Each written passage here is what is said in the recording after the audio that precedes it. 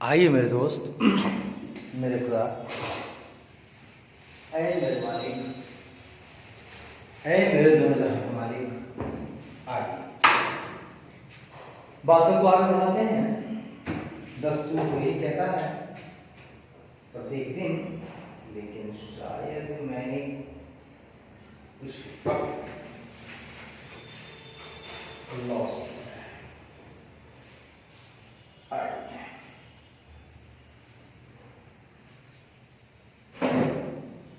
हम लोगों ने देख लिया यहाँ तक, ठीक है। आगे बढ़ते हैं।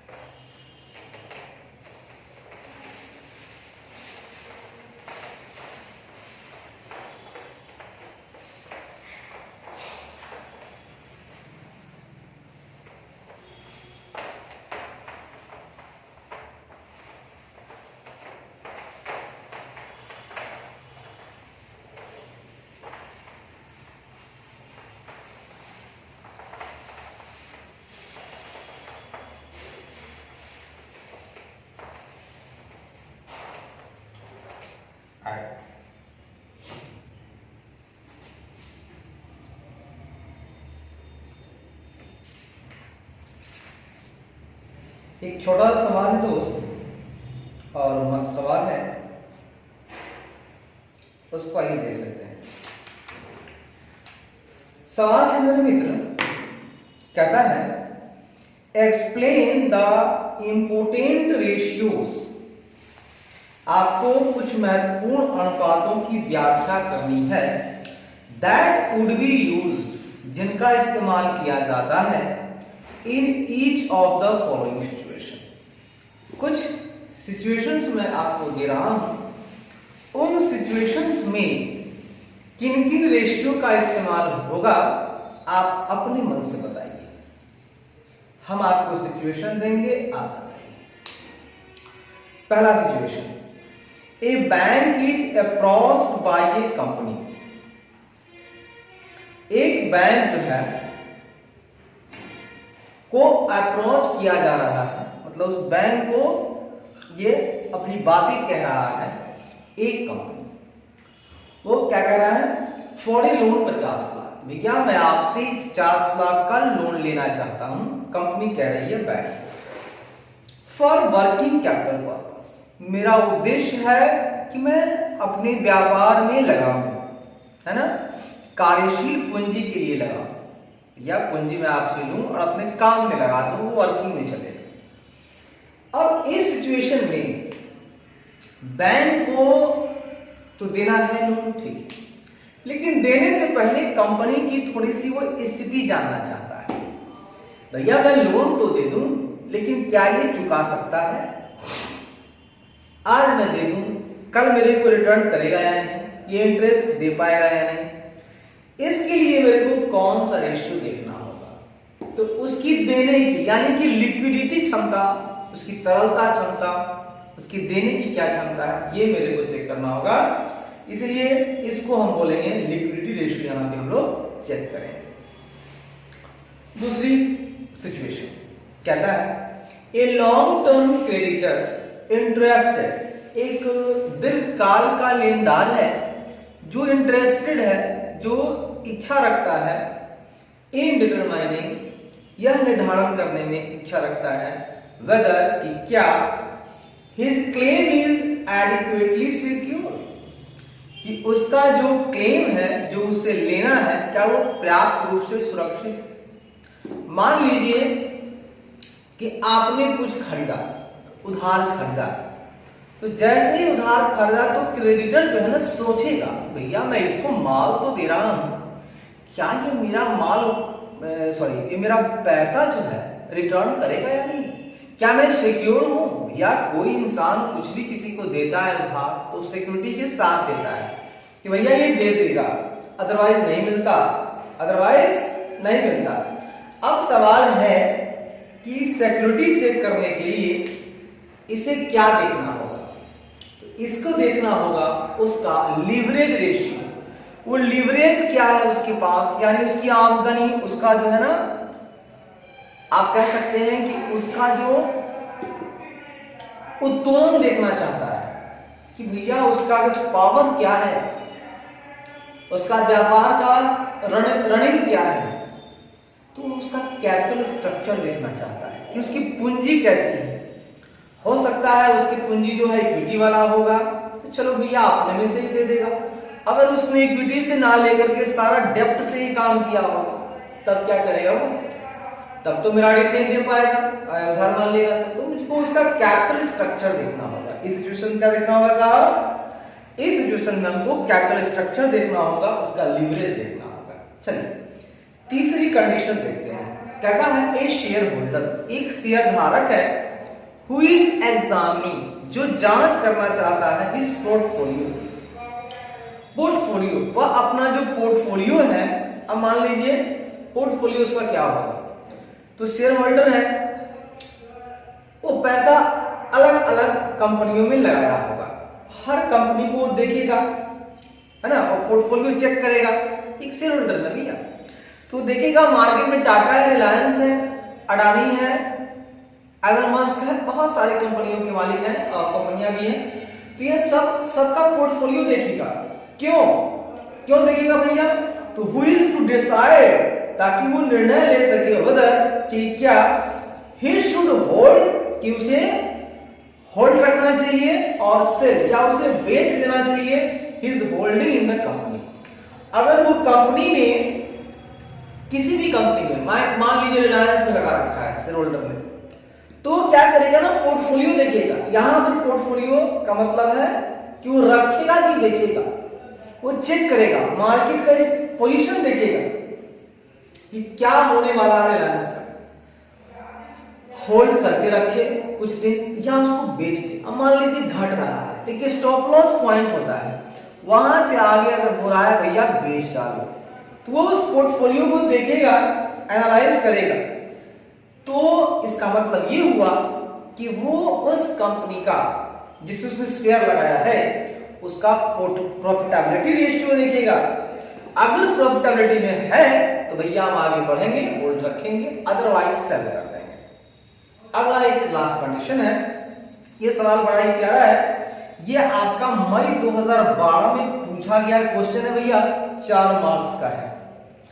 अगला कहता है फाइनेंस मैनेजर इंटरेस्टेड, एक फाइनेंस मैनेजर है जो बड़ा ही इंटरेस्टेड है, बड़ा ही दीवाना है वो, टू नो, यह जानने के लिए कि द इफेक्टिवनेस, की प्रभावशीलता क्या है, विथ विच ए फर्म, मतलब जिस फर्म के साथ यूजेज इस्तेमाल करता है वो इट्स अवेलेबल रिसोर्सेज, अपनी जो भी उसकी अवेलेबल रिसोर्सेज है ना, वो इस्तेमाल करता है ना, उस फर्म में इस्तेमाल करता है, यूज करता है। तो उसकी क्षमता जानना चाहता है कि भैया मैं तो जो भी मेरे पास अभी अवेलेबल है, उपलब्ध है, जो भी मेरा उपलब्ध संसाधन है, मैं फर्म में लगा रहा हूं। अगर मैं फर्म में लगा रहा हूं तो इसकी प्रभावशीलता क्या है, इफेक्टिवनेस क्या है। भैया मैं लगा दूं और वो वर्क सही से ना करे, तो सारा रिसोर्स लगा दूं इस फर्म में, मैं तो फाइनेंस मैनेजर हूं, मैं वित्त का प्रबंधक हूं, मैं पैसे लाता हूं, मेरे पास 2-4 फर्म है, तो मैं इस फर्म में सारे पैसे तो लगा रहा हूं, तो क्या मुझे इसका रिटर्न मिलने वाला है या नहीं? अगर रिटर्न मिलेगा नहीं, फिर पैसा लगाने से फायदा नहीं, मैं किसी और फर्म में लगाऊंगा। तो सवाल है कि फाइनेंस मैनेजर जानना चाहता है कि जो भी रिसोर्स उपलब्ध संसाधन मैं लगा रहा हूं इस फर्म में, उसकी इफेक्टिवनेस क्या है, उसको जानने में रुचि रख रहा है। तो भैया अगर उसको जानने में रुचि रख रहे हो तो आप निकाल लो उसका एक्टिविटी रेशियो। एक्टिविटी क्या है, आप रिसोर्स लगाते जा रहे हो, तो फर्म का कार्य करने का क्या तरीका है, उसकी कार्यात्मकता को निकालिए, उसकी एक्टिविटी रेशियो निकालिए, काम बन जाएगा। तो पहले कंडीशन में जहां वर्किंग लोन देने वाली बात थी तो हमने निकाला, बैंक ने कहा मुझे लिक्विडिटी रेशियो निकाल कर दो। दूसरे कंडीशन में हम सुरक्षित हैं कि नहीं, क्रेडिटर जानना चाहता था हम सुरक्षित हैं कि नहीं, उसके लिए कैपिटल स्ट्रक्चर या लिवरेज रेशियो जानना चाहता है। तीसरा कंडीशन में शेयर होल्डर चाहता है भैया मैं होल्ड करूं या सेल करूं, तो इसके लिए वो प्रॉफिटेबिलिटी रेशियो देखिएगा उस कंपनी की। लास्ट में है ये फाइनेंस मैनेजर, पैसा तो लगा रहा है, उसकी इफेक्टिवनेस क्या है, तो इसके लिए वो एक्टिविटी रेशियो निकाल देगा। आइए हम लोग इसी क्वेश्चन को डील करते हैं। कहता है दोस्तों,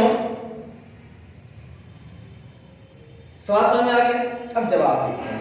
कहता है पहला रेशियो जो मैंने बोला है कि भैया कंपनी जो है ना लोन लेना चाहती है 50 लाख की वर्किंग कैपिटल पर्पस के। पहला जो क्वेश्चन था आपका, इसमें हमको रेशियो निकालना था। एक बैंक है, बैंक को अप्रोच कर रहा है कंपनी कि भैया मेरे को चाहिए लोन, मेरे को चाहिए लोन। ठीक है, अगर लोन चाहिए तो लोन लेंगे हम। लोन चाहिए मुझे 50 लाख। पर्पस है हमारा कि हम इसका इस्तेमाल करेंगे वर्किंग कैपिटल में। अगर बैंक तो देगी आपको, लेकिन सबसे पहले जो इंपोर्टेंट रेशियो आएगी आपको निकालने के लिए, वो रेशियो होगा आपका लिक्विडिटी रेशियो। लीजिए आप पहले लिक्विडिटी रेशियो निकाल करके बताइए आपकी क्या है, तब जाके लोन मिलेगा। तो ऊपर में इसका आंसर होगा इंपोर्टेंट रेशियोज यूज्ड, यहां लिखिएगा important ratios used in different situations, in different situations। विभिन्न परिस्थितियों में जो महत्वपूर्ण अनुपात इस्तेमाल होंगे उस पर चर्चा करना है। सिचुएशन ये है लोन वाला, ये भी इस्तेमाल होगा लिक्विडिटी रेशियोज। आगे बढ़ते हैं। कहता है liquidity ratios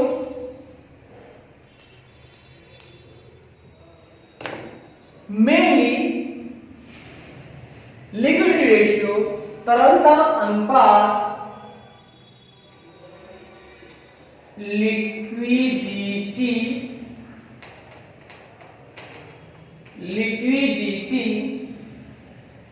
ratios,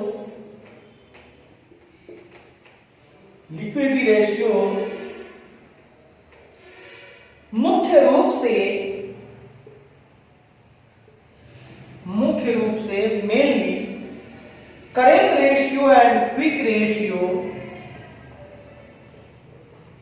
current ratio and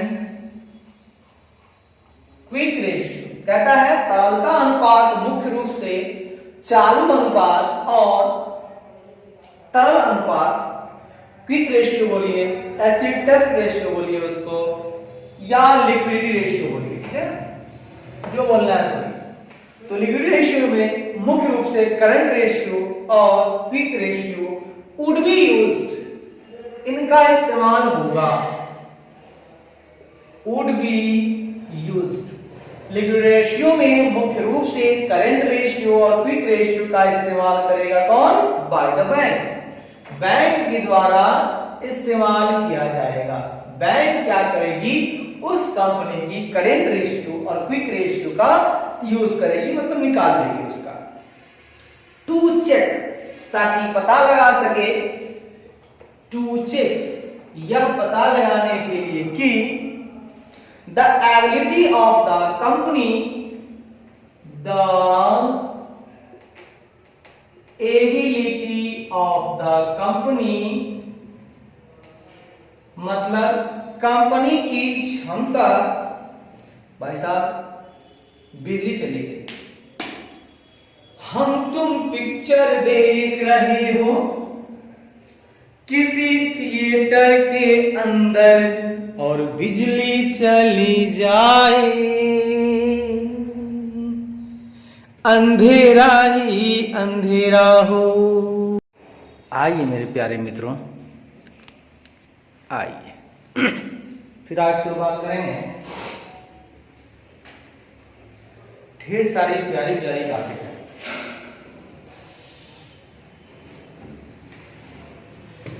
आइए जी आइए।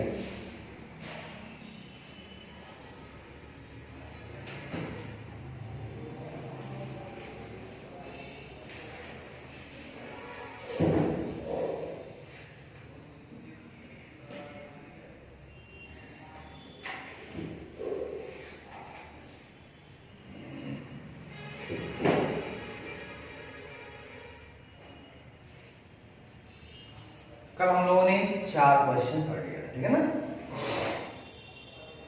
आज 5वीं की बारी है। हाँ जी भाई साहब, 5वीं।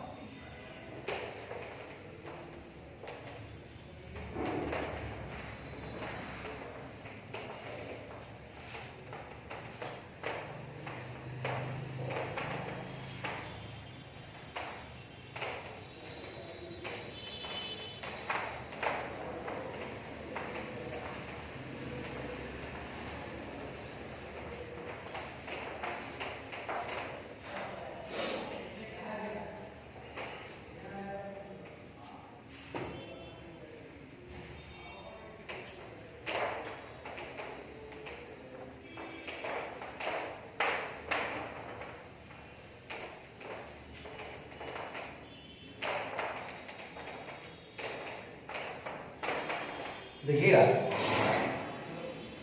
जैसा कि सवाल में दिया हुआ है मेरे खुदा, the following is the information of XML limited. एक हमारे प्यारे प्यारे कंपनी है XML लिमिटेड है, तीनों पार्टनर होंगे, एक X होगा, एक M होगा, एक L होगा, मिलकर बना दिया XML लिमिटेड। उनकी इंफॉर्मेशन में दे रहा हूं जो रिलेट करता है टू द ईयर एंडेड 31 मार्च 2018, जो 31 मार्च 2018 को समाप्त होने वाले वर्ष की है। भैया ये सवाल भी पूछा गया था नवंबर 2018 में 5 मार्क्स के लिए। सबसे पहले दिखा दूं मैं आपको, जो भी बातें करूंगा परीक्षा में पूछे गए सवाल की करूंगा। ये है आपका नवंबर 2018 में पूछा गया था 5 मार्क्स के लिए। जी बढ़िया है, अच्छा है। आइए समझते हैं क्वेश्चन क्या कहता है। भाई साहब जो चीज दी हुई है बारी बारी से लिखते चलेंगे और मौज ही मौज लेते चलेंगे, कोई दिक्कत नो दिक्कत।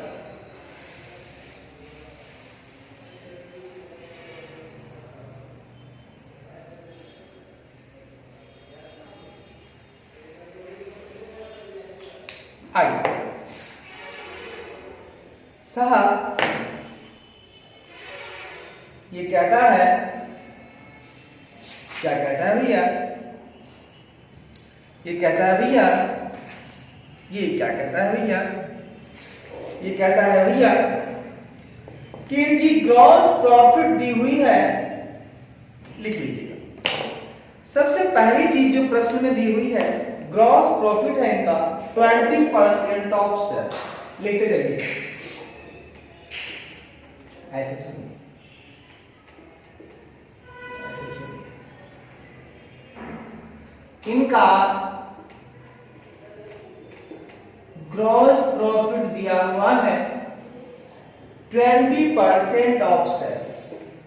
लिख लीजिए, काम आएगा, बाद में काम आएगा। अच्छा है, अच्छा है। उसके बाद नेट प्रॉफिट दिया हुआ है 10% ऑफ सेल्स, दिया हुआ है 10% ऑफ सेल्स। अच्छा है। उसके बाद इन्वेंट्री होल्डिंग पीरियड दिया हुआ है,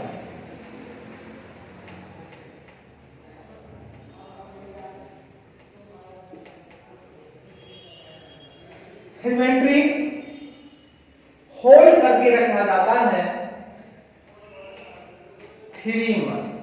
भाई साहब इस बात से आपको क्या पता चलता है, इस होल्डिंग पीरियड से क्या पता चलता है?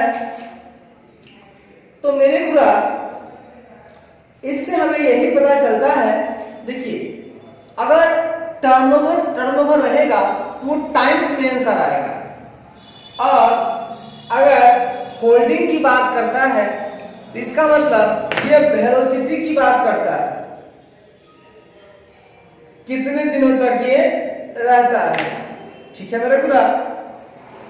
तो अगर तीन महीने पे ये बंदा इन्वेंट्री 3 महीने के लिए रखता है, फिर बेच देता है, फिर रखता है, फिर बेच देता है, ऐसा पूरे साल में ये 4 बार करता है। तो इसका अगर हम देखें तो इन्वेंट्री टर्नओवर रेशियो इसका हो जाता है पूरे साल में 4 टाइम्स। ये 4 बार हो जाता है मेरे खुदा। बात को समझने का प्रयास करेंगे। ये 4 बार हो जाता है मेरे खुदा।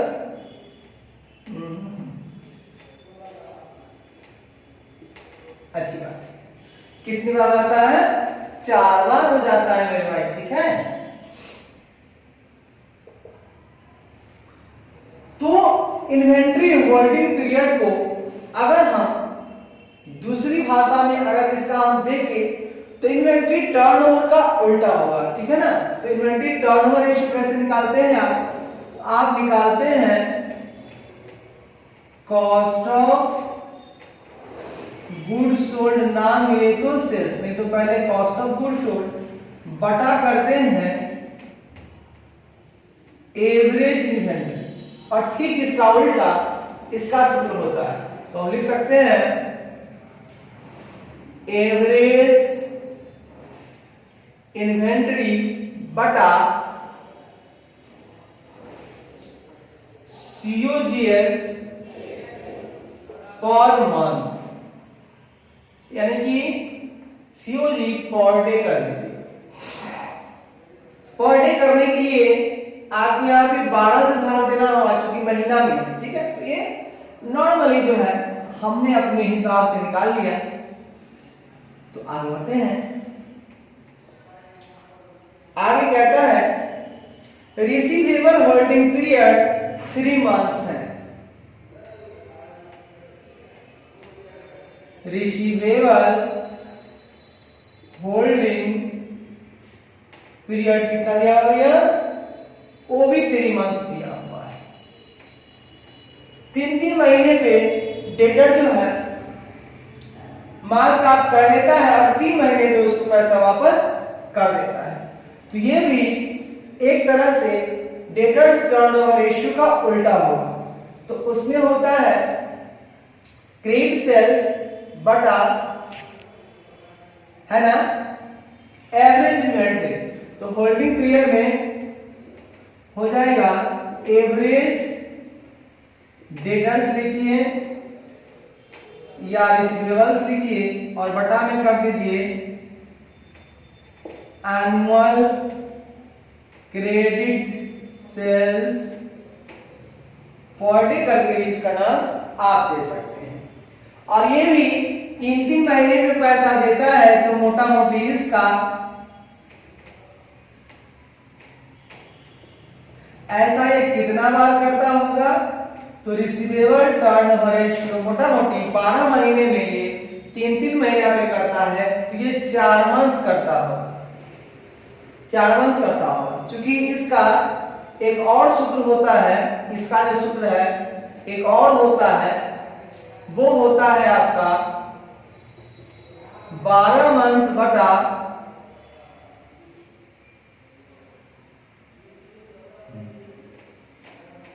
ठीक है।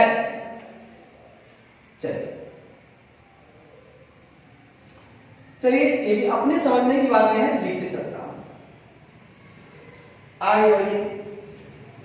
Non current asset to sales दिया हुआ है 1:4। क्या है? Non current asset to sales दिया हुआ है 1:4। इसका मतलब अगर हम आगे बढ़े तो 2 का मतलब सीधे घुमा देना है नीचे, कुछ नहीं है तो लेवल ऊपर हो जाएगा। घड़ी की सुई की माफी कर दीजिए तो ये हो जाएगा आपका नॉन करेंट एसेट्स बटा कर दीजिए सेल्स और बड़ा कर दीजिए 1/4। ठीक है ना। 1:4 का मतलब 1/4। अब आइए इसको हम देखते हैं। तो सेल्स बराबर हो जाता है 4 गुना नॉन करेंट एसेट्स। चलिए आगे बढ़ते हैं। कहता है non current asset to current asset दिया हुआ है। Non current asset to current asset दिया हुआ है 1:2। मतलब ये हो गया, मतलब हो गया आपका नॉन करेंट एसेट्स बटा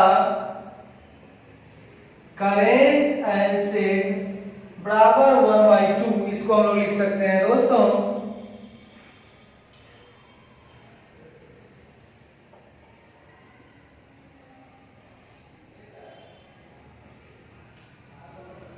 करेंट एसेट बराबर 2 इंटू नॉन करेंट एसेट्स। मान लीजिए क्वेश्चन 1 है, एक पॉइंट एक नंबर से बराबर निकाल लिए, करेंट एसेट बराबर निकाल लिए, ठीक है। आगे बढ़ो।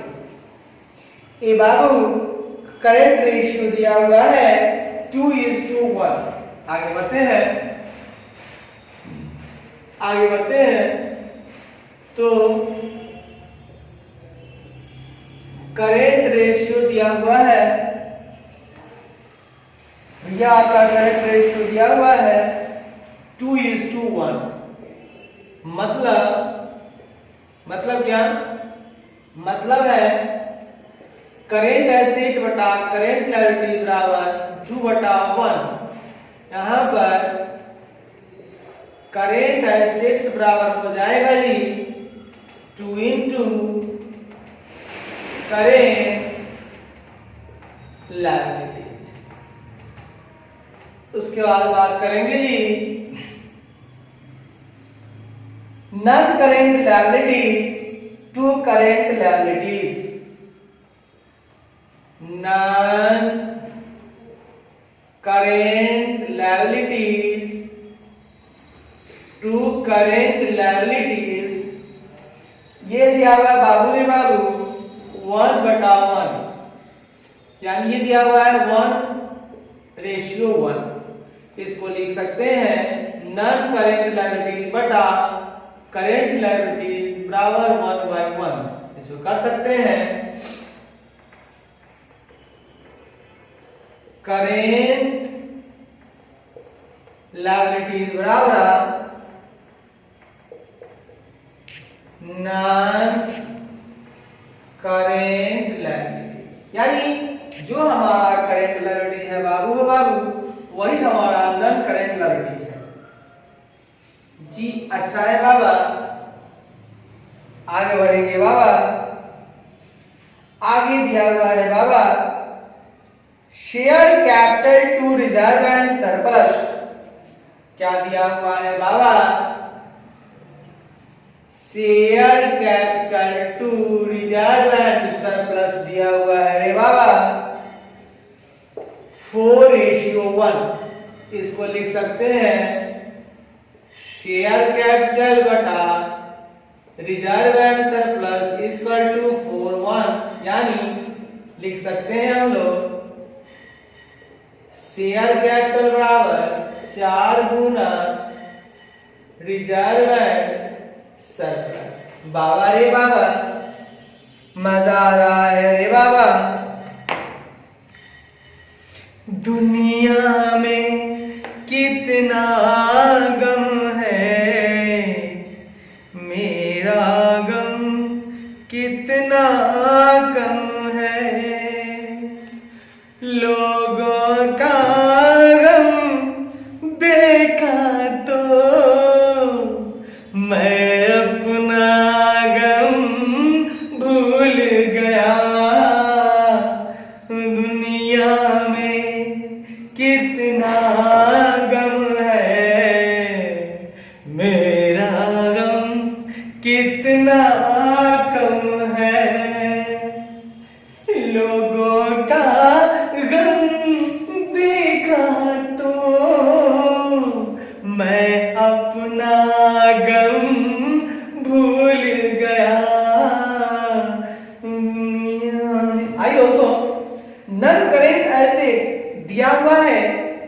31 मार्च 2017 का। और हम बात कर रहे हैं दोस्तों 31 मार्च 2018 का। तो 17 का दिया हुआ है रेगुलर, इसका मतलब ये हमारा ओपनिंग दिया हुआ है। बढ़िया है भाई साहब, बढ़िया है। तो नन करेंट एसिड ले लीजिए भाई साहब, ओपनिंग नन करेंट एसिड। भाई साहब ये दिया हुआ है 50 लाख रुपए। वाह, 50 लाख रुपए। अब हम थोड़ा और आगे बढ़ेंगे और देखेंगे दोस्तों, कहता है no change in non current asset during the year 17-18। ये दिया हुआ है, एज्यूम मानना है कि कोई बदलाव नहीं हुआ है, इसीलिए ओपनिंग भी यही है और क्लोजिंग नन करेंट एसिड भी सेम है, कोई भी इसमें नो चेंज हुआ है। उसके बाद कहता है no depreciation charge on non current assets. इस पे no depreciation charge, no depreciation charge, इस पे कोई डिप्रिसिएशन चार्ज नहीं हुआ है, ठीक है, तो इसका वैल्यू भी सेम रहेगा। टैक्स को इग्नोर करना है, अच्छी बात है, इग्नोर टैक्स। तो मेरे खुदा इस बात को हम समझेंगे कि नन करेंट एसिड अगर मेरे पास 50 लाख है तो क्यों नहीं मैं दोनों जगह डाल के इसका निकाल लूं, काम कंप्लीट कर दूं। यस सर, यहां लिख दीजिए सेल बराबर हो जाएगा 4 गुना 50 लाख। सर ये कितना हो जाएगा? ये हो जाएगा 4 गुना 50 लाख, तो हो जाएगा 5 चौका 20 पर 2 2 4 2 6, 1 2 3 4 5 5 ढाई सैकड़ा 10 10 लाख 10 लाख करोड़, 2 करोड़ कंप्लीट हो गया। फिर वही बात यहां करेंगे तो हमको मिल जाएगा प्यारा प्यारा करेंट एसिड मिल जाएगा 2 गुना 50 लाख। तो 5 गुना 10 पर 2 4 6, 1 2 3 4 5 6, 5 5 लाख, 1 करोड़ यहाँ पे हो गया, 2 करोड़ यहाँ पे हो गया। तो मेरे पास जब करंट एसिड आ गया तो क्यों नहीं डालकर हम पाथ निकाल लें। बिल्कुल सही बात आपने बोला। जब करंट एसिड की वैल्यू निकल के आ गई है सामने तो मैं यहाँ पे डाल देता हूं तो मुझे करंट एसिड पता चल जाएगा। करंट एसिड बराबर होता है 2 गुना करंट लायबिलिटीज। क्या होता है? 2 गुना करंट लायबिलिटीज। और ऑलरेडी करंट एसिड का वैल्यू को दिया हुआ है 10 लाख। तो सुनिए यहां से कुछ निकल जाएगा ना। हाँ जी भाई साहब निकल जाएगा। तो यहां से हम निकालते हैं, ऐसा कीजिए, इस पॉइंट को डील करेंगे हम लोग।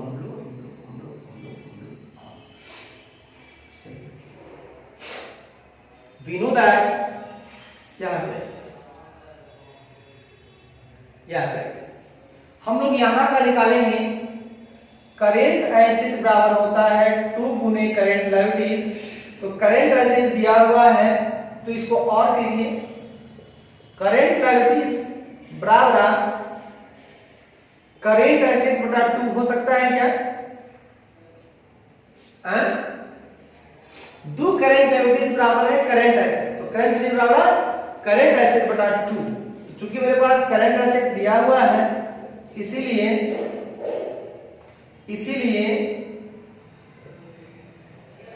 करेंट लायबिलिटी बराबर हो जाएगा 1 करोड़ 1 पर 2 2 4 6, कई ढाई सैकड़ा 10 लाख 10 लाख करोड़, 1 पर 2 4 6 7, 1 पर 2 2 4 2 6 1 7 भागा 2, ये कितना आ जाएगा? 2 पंचे 10, 1 2 3 4 5 6, 1 2 3 4 5 6, कई ढाई सैकड़ा 10 लाख 10 लाख, 50 लाख रुपए हमारा करंट लायबिलिटी आता है। अगर हम इस हिसाब से चलते हैं तो मेरे पास करंट लायबिलिटी बराबर नॉन करंट लायबिलिटी है। इसका मतलब अगर करंट लायबिलिटी 50 लाख है मींस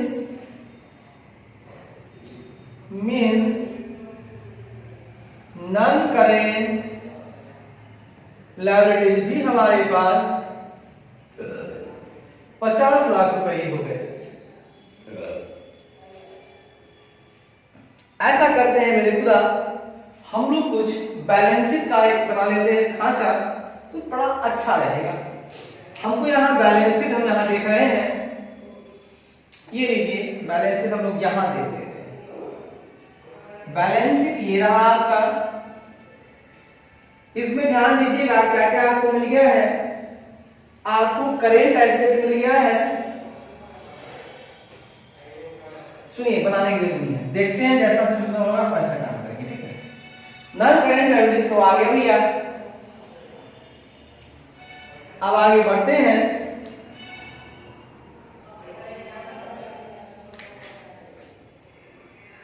सुन के लीजिएगा, आपके पास सेल आ गया है और ग्रॉस प्रॉफिट कितना है भैया, सबसे ऊपर दिया हुआ है ग्रॉस प्रॉफिट है 20% ऑफ सेल्स।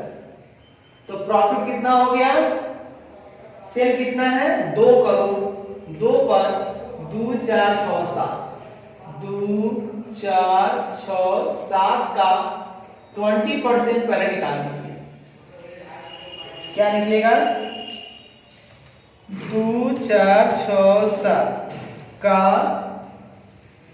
20%, 2 4 6, 4 पे 6 शून्य, 2 4 6 इकाई लाइन सैकड़ा हजार हजार लाख 10 लाख 40 लाख रुपए, ये भैया आपका हो गया प्रॉफिट। तो यहां से हम लोग कॉस्ट ऑफ गुड्स सोल्ड निकाल सकते हैं। कॉस्ट ऑफ गुड्स सोल्ड होता है सेल्स माइनस जीपी। तो सेल्स हो जाएगा आपका 2 4 6 7 माइनस 4 पर 2 4 6, 2 करोड़ में से 40 लाख घटाया जाए तो कितना बचेगा 1 करोड़ 60 लाख रुपए। कोई दिक्कत, 1 करोड़ 60 लाख रुपए ये आपका भाई साहब कॉस्ट ऑफ गुड्स सोल्ड आ गया। उसके बाद नेट प्रॉफिट की बात करें तो 10% ऑफ सेल्स है। इसका मतलब भाईजान ये हो जाएगा 10% ऑफ 2 करोड़, 2 शून्य 4 शून्य 6 शून्य 7 शून्य।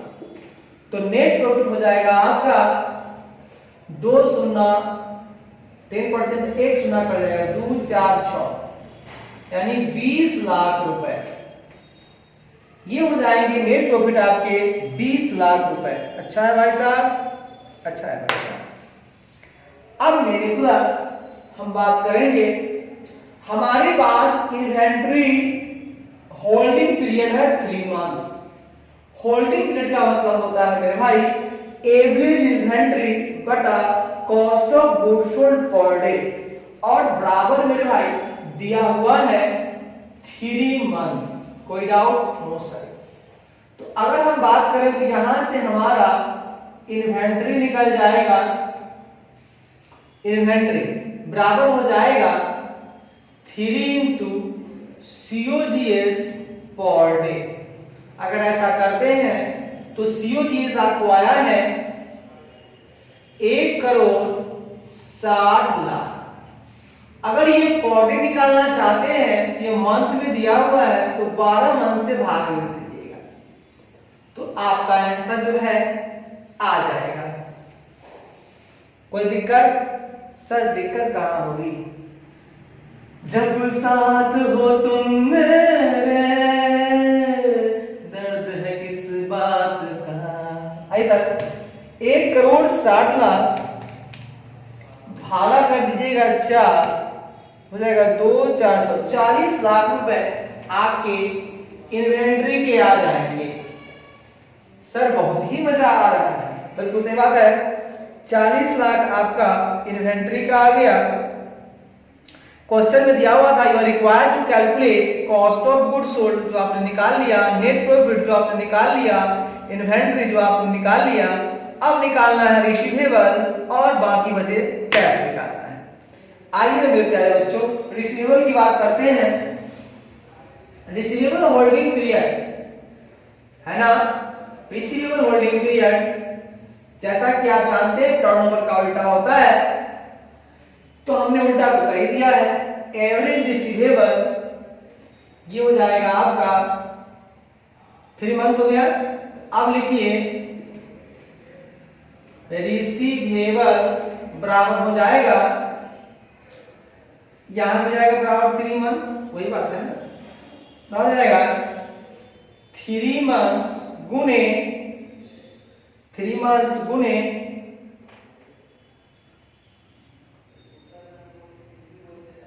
Credit sales per day.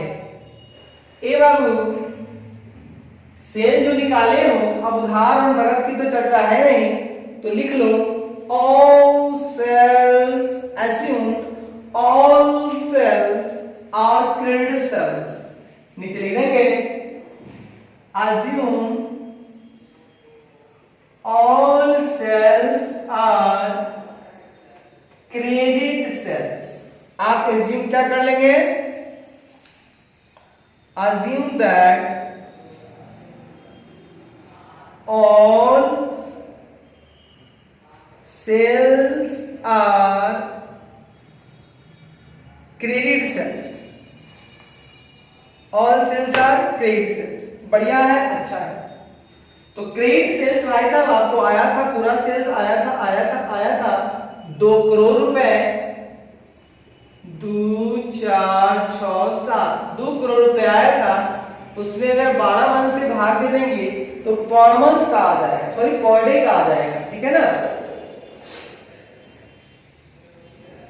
Sorry per month आएगा। हम पर डे क्यों हट गए, जब दिन से भाग देंगे तो दिन में आएगा, मंथ में है तो हमको पर मंथ निकालना है, ठीक है। तो 12 मंथ से भाग दे देंगे, 4 से भाग दे दीजिएगा, आ जाएगा आपको 4 पंचे 20 पर 2 4 6 0 2 4 6 0 50 लाख रुपए ये भी आ गए, रिसीवेबल आपके 50 लाख रुपए आ गए, ये भी खुशी की बात है।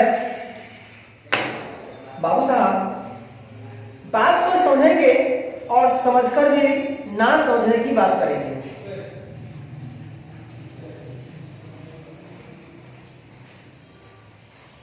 करंट एसेट पावर लिख दिए हैं, वो भी सही है।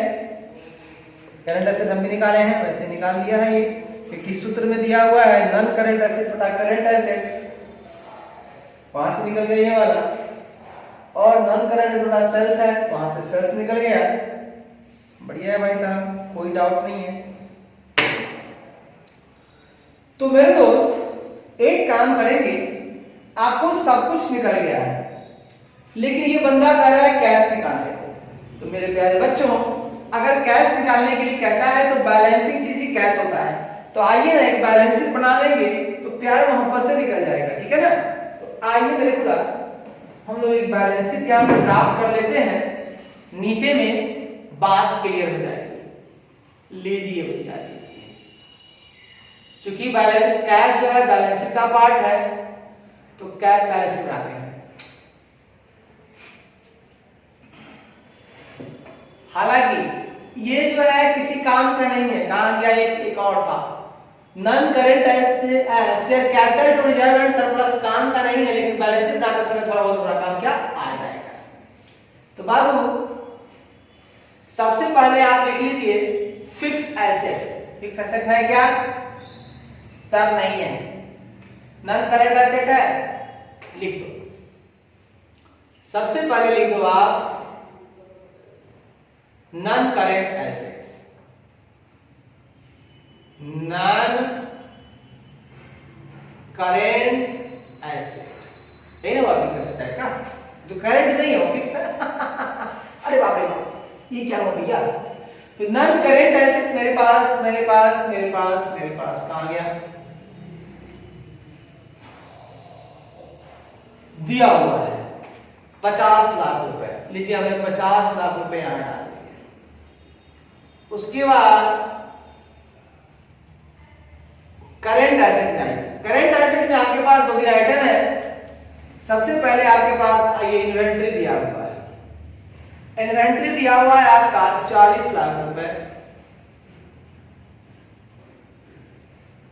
वैसे मेरे खुदा पूरा करंट एसेट आपके पास दिया हुआ है, उसको लिख देते हैं, ज्यादा सही रहेगा। करंट एसेट आपके पास पूरा दिया हुआ है, जो निकाल कर लाए हैं 50 लाख रुपए।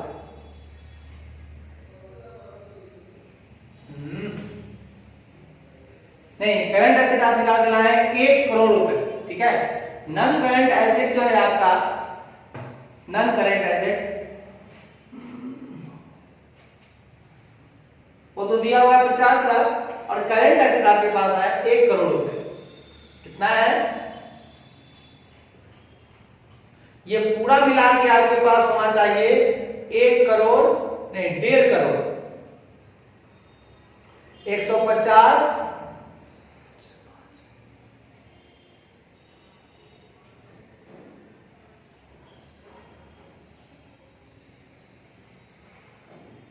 1 करोड़ 50 लाख होना चाहिए इधर भी, और 1 करोड़ 50 लाख होना चाहिए इधर।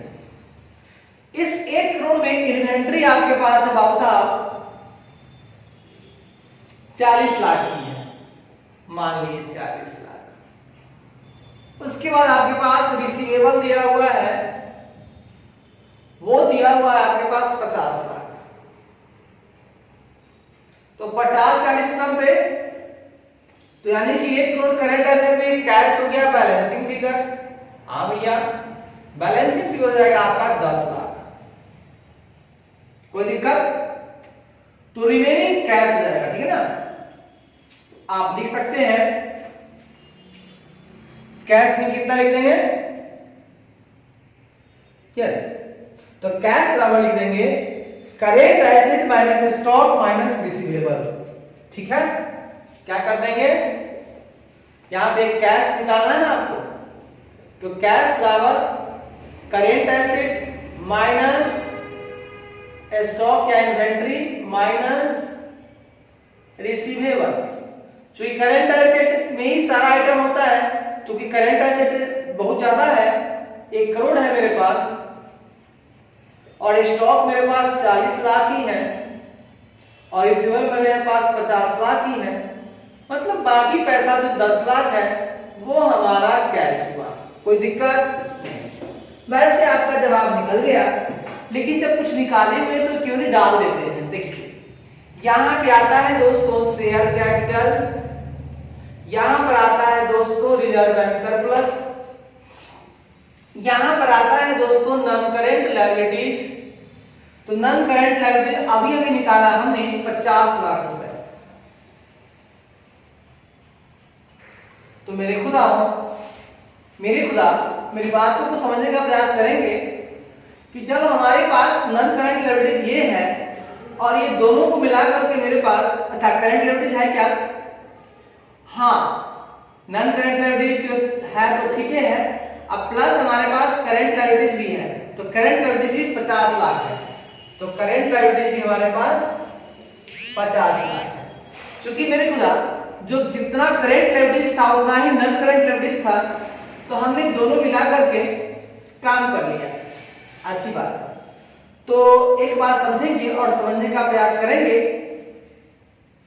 कि शेयर कैपिटल और रिजर्व एंड सरप्लस जो है बैलेंसिंग फिगर आएगा ना। तो देखिए 1 करोड़ 50 लाख में से 1 करोड़ खत्म हो गया 50, तो यहां बच गया हमको ये दोनों मिला के है 50 लाख। अब दोनों को अंतर करना है, इसको डिवाइड करना है कि शेयर कैपिटल बराबर है 4 गुना रिजर्व एंड सरप्लस, मतलब दोनों का रेशियो 4:1 में है। तो ऐसा कीजिए ना, शेयर कैपिटल से 4 गुना है रिजर्व एंड सरप्लस, अलग अलग वैल्यू है नहीं, तो उतना छिद्राम बनने की कोशिश ना करें। यहां पर क्या करें, सुनिए, यहां पर आप क्या करें, इन दोनों का रेशियो 4:1 में निकाल दें। 4 शेयर कैपिटल हो गया और 1 रिजर्व एंड सरप्लस हो गया। पूरा पैसा कितना है आपके पास, पूरा पैसा है 50 लाख। दोनों काट दिए, share capital reserve and surplus. ये आप कर दीजिए 50 लाख का 4/5 कर दीजिए और यहां पर 50 लाख का 1/5 कर दीजिए, ठीक है ना। ये हो गया आपका 10 लाख, इसका 5 गुना ये हो गया, सॉरी 40 लाख हो गया, है कि नहीं, है कि नहीं, है कि नहीं। तो शेयर कैपिटल मेरे खुदा 40 लाख हो गया और रिजर्व एंड सरप्लस 10 लाख हो गया। इस तरह से मेरा बैलेंस शीट भी मिल गया। वैसे तो बनाने के लिए नहीं बोला था, लेकिन हम लोगों ने बना दिया। तो एग्जाम में भैया भी थोड़ा सा मजा लेके करेंगे, मजा मजा मजा ले ले रे, मजा मजा मजा ले ले रे, मजा मजा मजा ले ले रे, मजा मजा मजा ले ले रे। आगे दोस्तों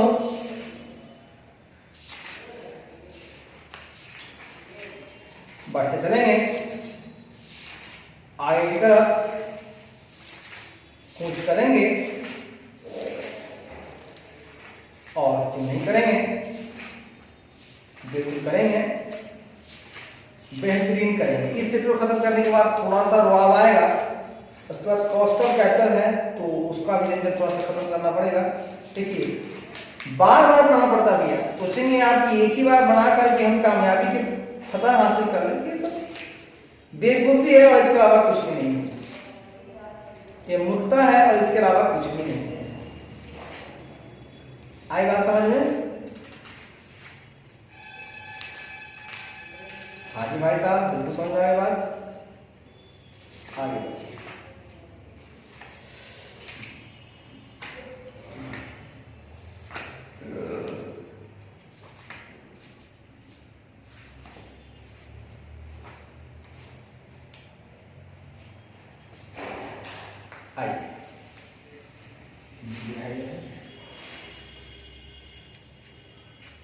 सही है, हम लोग लास्ट में 1,50,00,000 लिखे हैं, एक बैलेंस शीट का भी निर्माण कर दिए हैं, कहीं से कोई दिक्कत वाली बात है नहीं और बढ़िया बैलेंस शीट बनकर तैयार हो गया है।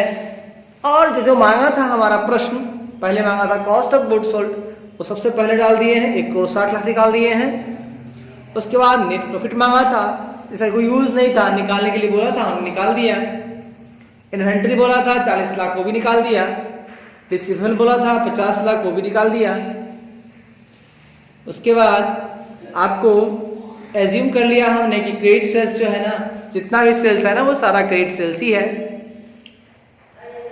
फिर करंट लायबिलिटीज भी निकाल लिया हमने, फिर नॉन करंट लायबिलिटीज भी निकाल लिया हमने, फिर करंट एसेट भी निकाल लिया हमने। नॉन करंट एसेट तो दिया ही हुआ था और इस सब को मिलाकर चूंकि एक रेशियो दिया हुआ था, शेयर कैपिटल और रिजर्व एंड सरप्लस का रेशियो दिया हुआ था, उस रेशियो का यूज करके हम उस दोनों का मान भी निकाल लिए। शेयर कैपिटल 40 लाख हो जाएगा, रिजर्व एंड सरप्लस 10 लाख हो जाएगा, नॉन करंट लायबिलिटी तो 50 लाख है ये है और करंट 50 लाख तो है ये है, पूरा मिलाकर 1.5 करोड़, 1.5 करोड़ दोनों तरफ हो गया। चलिए अब हम लोग अगले क्वेश्चन की तरफ चलते हैं भाई साहब। वो है आपका क्वेश्चन नंबर 6। क्या है आपका? वो है आपका क्वेश्चन नंबर 6।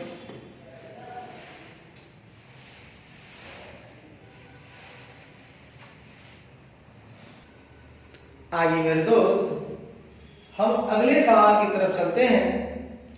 और ये जो प्यारा सा सवाल है, बिल्कुल पूछा गया सवाल है। अरे अच्छा बात है भैया, तो आप बता रहे हो, एकदम पूछा हुआ सवाल पूछते हो, अच्छा लगता है। ये भैया मई 2019 का पूछा गया है, 5 मार्क्स के लिए पूछा गया है।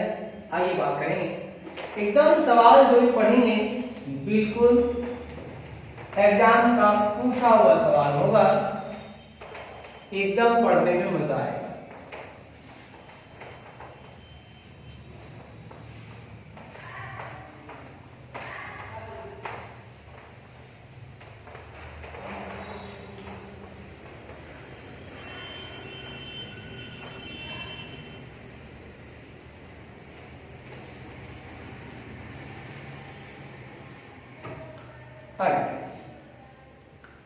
सवाल कहता है मेरे खुदा,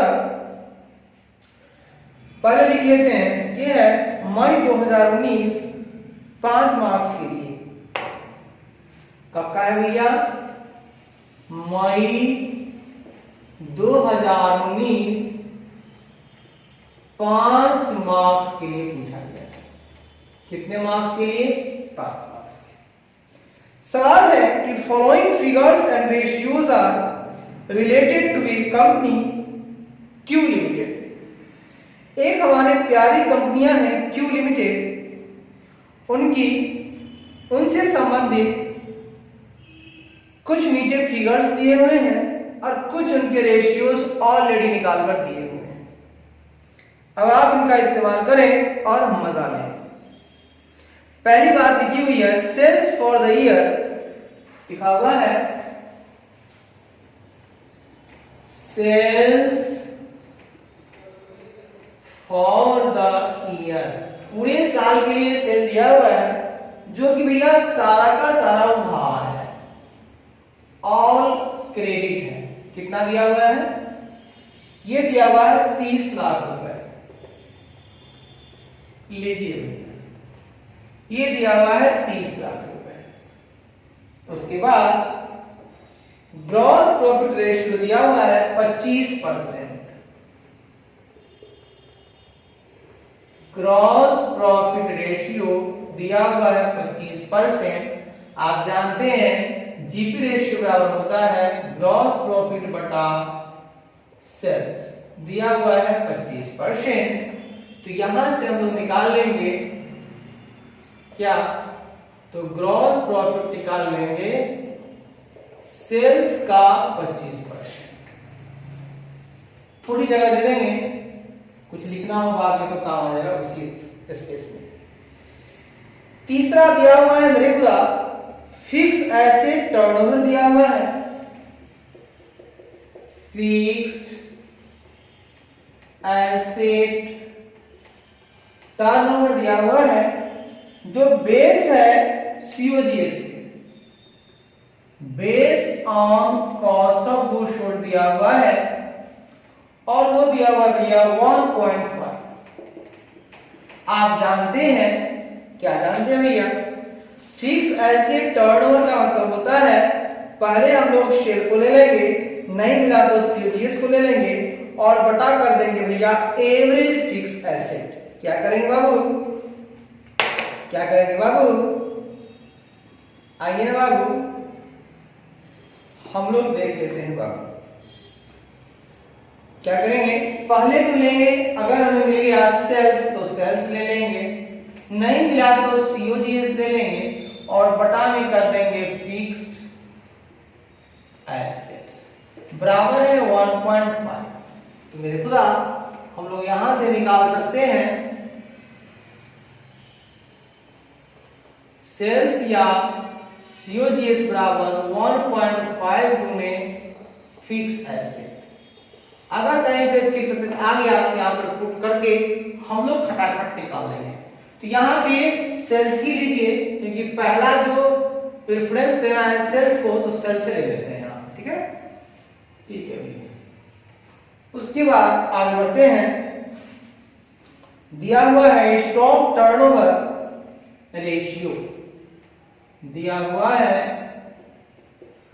स्टॉक टर्नओवर रेशियो, ये भी बेस्ड है सीओजीएस पे, बेस्ड ऑन सीओजीएस है, ये दिया हुआ है 6। तो आप जानते हैं मेरे भाई कि स्टॉक टर्नओवर रेशियो बराबर होता है या तो सीओजीएस ले लेंगे, नहीं मिला तब सेल लेंगे। तो सीओजीएस यहां मिल सकता है तो सीओजीएस को ही प्रेफरेंस देंगे और बटा में लिखेंगे एवरेज इन्वेंटरी बराबर है 6। तो हम लोग यहां पर एवरेज इन्वेंटरी बराबर लिख देंगे सीओजीएस गुना 6। आएगा तो आगे बना लेंगे। आगे बढ़िए। दिया हुआ है मेरे खुदा लिक्विड रेशियो और करंट रेशियो। ऐसा करते हैं, लिक्विड रेशियो बराबर होता क्या है वो देख लीजिए। यहां पर है आपका लिक्विड रेशियो, ये होता है current asset minus stock minus prepaid. अगर ये नहीं है तो इसे नील भी करके हम लोग काम कर सकते हैं। बटा है करेंट लायबिलिटीज और बराबर दिया हुआ है 1:1, मतलब 1/1। तो हो जाएगा करेंट लायबिलिटी बराबर हो जाएगा करेंट एसेट माइनस स्टॉक। ये हो गया। उसके बाद आपका करेंट रेशियो दिया हुआ है, यानी कि करेंट एसेट बटा करेंट लायबिलिटीज, ये दिया हुआ है 1.5:1, यानी 1.5/1। तो यहां पर देखिए करेंट एसेट बराबर हो जाएगा 1.5 करेंट लायबिलिटीज। कुछ समझ में आया? बिल्कुल आया भैया। कुछ काम का चीज यहां से निकल सकता है, लेकिन फिर भी आगे बढ़ेंगे। आगे दिया हुआ है रिसीवेबल्स कलेक्शन पीरियड है 2 मंथ्स। रिसीवेबल बोलिए या डेटर्स बोलिए। अब आइए समझ बात, रिसीवेबल बोलिए या डेटर्स बोलिए। कलेक्शन पीरियड दिया हुआ है 2 मंथ्स। भैया ये 2 मंथ्स पर कलेक्ट कर लेता है। कलेक्शन, पैसे का कलेक्शन 2 मंथ्स पे हो जाता है। इसका मतलब ये है वेलोसिटी। ये क्या है इसका? इसका बोल सकते हैं आप डेटर्स वेलोसिटी दिया हुआ है। तो ये तो आप जानते हैं, ठीक इसका उल्टा होता है। तो नॉर्मल होता है टर्नओवर क्या? क्रेडिट सेल्स बटा एवरेज। यहां लिख देंगे आप एवरेज डेटर्स बटा क्रेडिट सेल्स पर मंथ बराबर है 2 मंथ। इसको भी आगे यूज करेंगे, उसके आगे बढ़ेंगे। Reserve and surplus to share capital है। Reserve and surplus to share capital है 0.6:1। मतलब जो ही पैसा आएगा उसको यहां हम बांट लेंगे, ठीक है ना? अच्छी बात है। उसके बाद आपको दिया हुआ है कैपिटल गियरिंग रेशियो। यही सबसे इंपॉर्टेंट है दोस्त। कैपिटल गियरिंग रेशियो दिया हुआ है आपका 0.5। कितना कैपिटल गियर में फंसा हुआ है? गियर बोले तो डेब्ट वाला कितना है, ठीक है ना? कितना है? डेब्ट वाला कितना है। तो कैपिटल गियर में कितना फंसा हुआ है, अगर उसकी हम बात करेंगे तो गियर गियर गियर गियर का मतलब होता है कि मेरे पास पूरा पैसा क्या है और उसमें से गियर वाला कितना है। गियर का मतलब इसको पहले हटाना है। तो उसका इसका ये नियम है, देख लीजिएगा। Preference share capital plus debentures plus other borrowed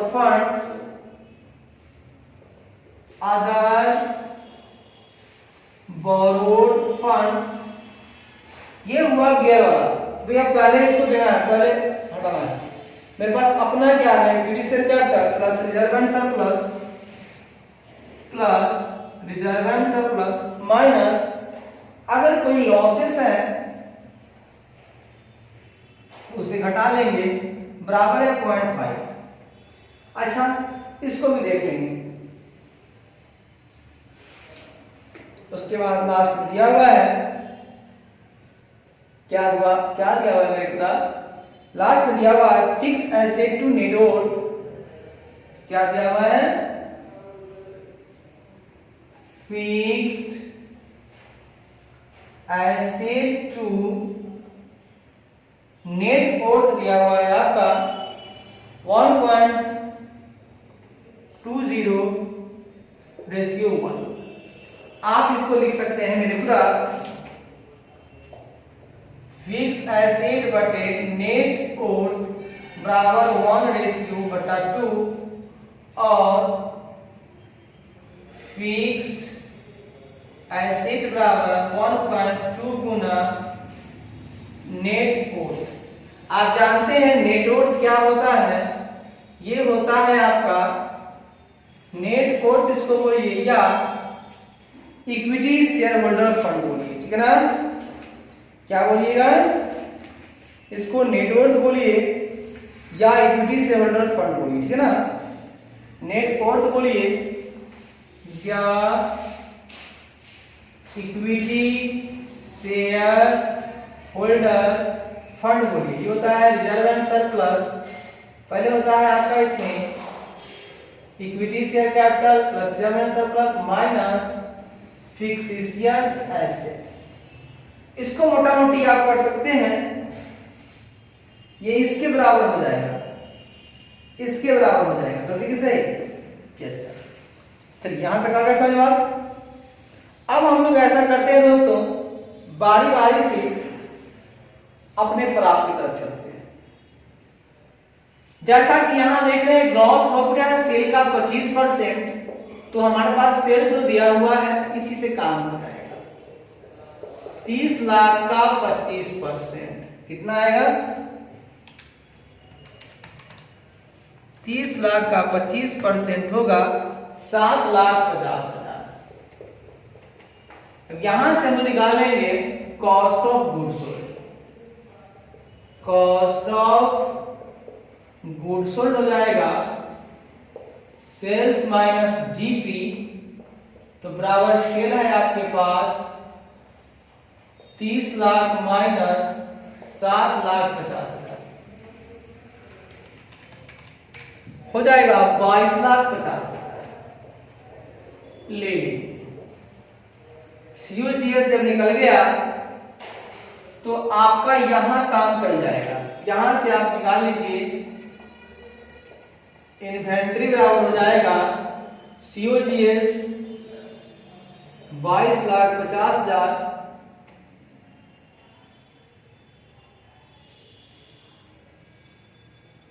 बटा 6 होगा, है ना? बटा 6 कर देंगे तो आपका काम हो जाएगा भागा 6 से 3,75,000 आपका इन्वेंट्री आ जाएगा।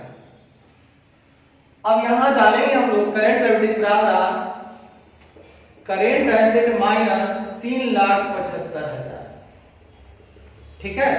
इसको इन्वेंट्री बोलिए या स्टॉक, बात वही। अब मेरे खुदा करेंट लायबिलिटी बराबर जो आया है ये मान, इसको इसमें पुट कीजिए। तो इसको क्या कीजिएगा, करेंट एसेट बराबर 1.5 इंटू करेंट लायबिलिटी हो जाएगा आपका करेंट एसेट माइनस 3,75,000। इसको और आगे बढ़ाएंगे तो करेंट एसेट बराबर 1.5 करेंट एसेट माइनस 3,75,000 गुने 1.5 5,62,500, ठीक है? अब आप ऐसा कीजिए कि current asset minus 1.5 current asset बराबर माइनस 5,62,500 और कर दीजिएगा तो ये हो जाएगा माइनस 0.5 करेंट एसेट बराबर माइनस 5,62,500। ये कट जाएगा तो यहां से निकल जाएगा आपका ऐसा ही आगे तो आपका और करेंट एसेट्स आपका आ जाएगा 5,62,500 भागा 0.5, यह जाएगा आपका 11,25,000। तो देखिए क्लोजिंग स्टॉक आपका हो गया 3,75,000, आंसर निकल के आ गया। उसके बाद करेंट एसेट आपका आ जाएगा 11,25,000। यहाँ कोई दिक्कत है नहीं है सर। अब आपका करेंट लायबिलिटीज निकाल दें क्या? बिल्कुल सर, निकाल दें ना। अब निकल जाएगा आपका करेंट लायबिलिटी आउट हो जाता है, करेंट एसेट माइनस 3,75,000, तो हो जाएगा आपका 11,25,000 माइनस 3,75,000, 7,50,000। ये भी आ गया सर, ये भी आ गया, लीजिए 7,50,000 आपका करेंट लायबिलिटीज भी आ गया।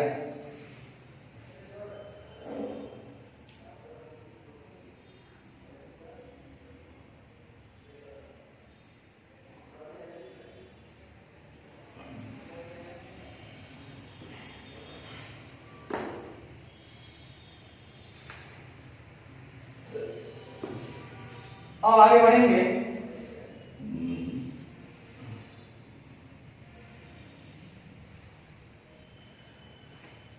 यहां से हम लोग डेटर निकाल लेंगे।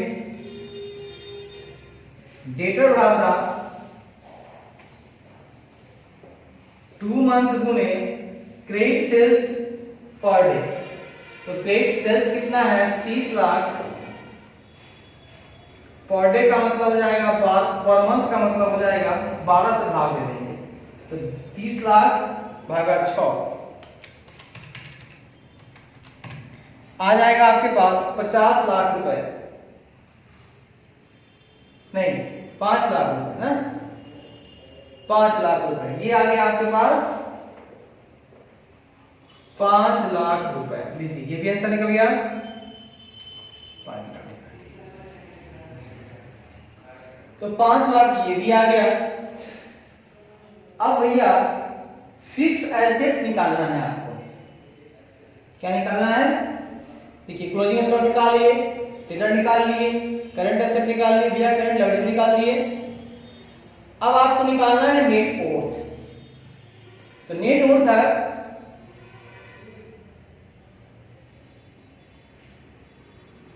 यहां पे, देखिए फिक्स एसेट आपको चाहिए, तो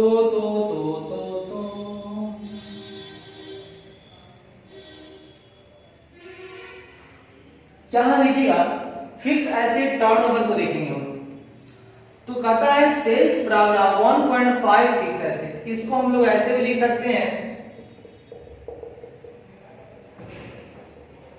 फिक्स एसेट बराबर सेल्स बटा 1.5।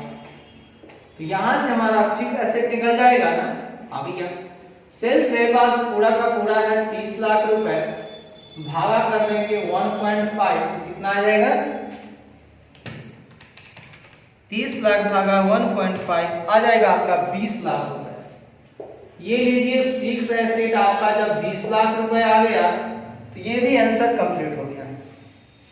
फिक्स एसेट कितना आ गया? देखिए, फिक्स एसेट को इसने सीओजीएस पे लिया है भैया, लेकिन पहले तो सेल्स को लेना है।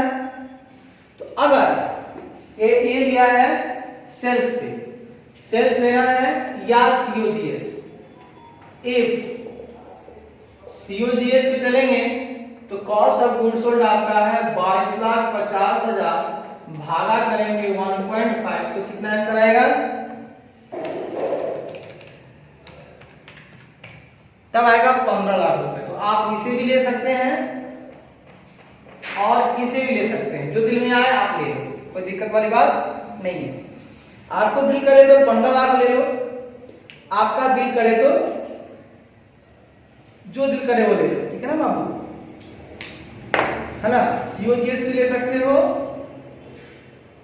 और सेल्स भी ले सकते हो। सीओजीएस लोगे तो 15 लाख आएगा, और इफ सेल्स लोगे तो 30 लाख भागा 1.5 आएगा, तो ये हो जाएगा आपका 20 लाख।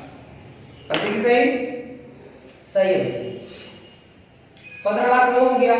जैसे ही फिक्स एसेट 15 लाख हो गया, यहां हमारा नेटवर्थ निकल जाएगा। देखिए कैसे निकलेगा, इसको आगे बढ़ाएंगे तो फिक्स एसेट मेरे पास अगर आ गया 15 लाख, हो जाएगा 1.2 गुने नेटवर्थ, और नेटवर्थ बराबर हो जाएगा 15 लाख भागा 1.2 भागा 1.2, 12,50,000 ये हो जाएगा। 12,50,000 आपका नेटवर्थ हो जाएगा। बिल्कुल सही बात है। तो सब तो आपको आ ही गया। क्लोजिंग स्टॉक ऊपर निकाल दिया, stock stock stock 375, fix asset यहीं पर आ गया, करंट एसेट नीचे आ गया 1125, डेटर्स आ गया आपका 375, और नेट वर्थ आपका आ गया 12,50,000। सारा चीज आ गया है। लेकिन आप एक काम करो मेरे खुदा कि कैपिटल गियरिंग रेशियो का यूज नहीं हो पाया। गलती की सही? सही बात है। तो यूज अगर नहीं आया तो टेंशन नहीं लेना है, इसको लिख देना है यूजलेस।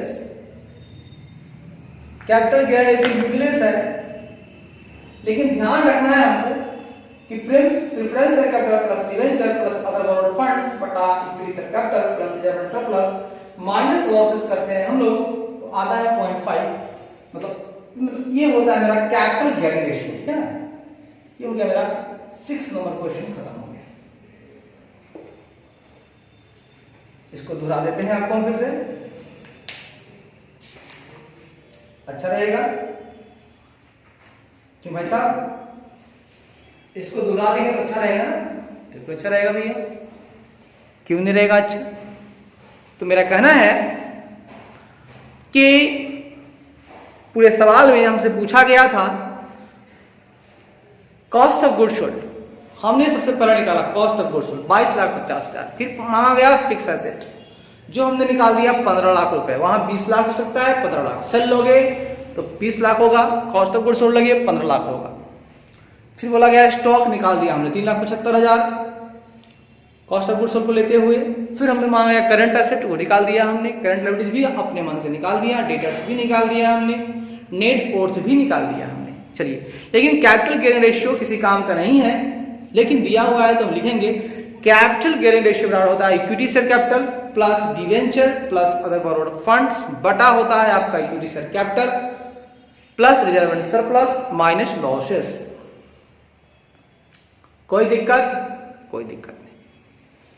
और नेट वर्थ बराबर आप इक्विटी शेयर होल्डर फंड बोल सकते हो, और उसका बराबर होता है equity share capital plus reserve and surplus minus होता है फिक्स्ड एसेट। चलो अच्छा है, बढ़िया है।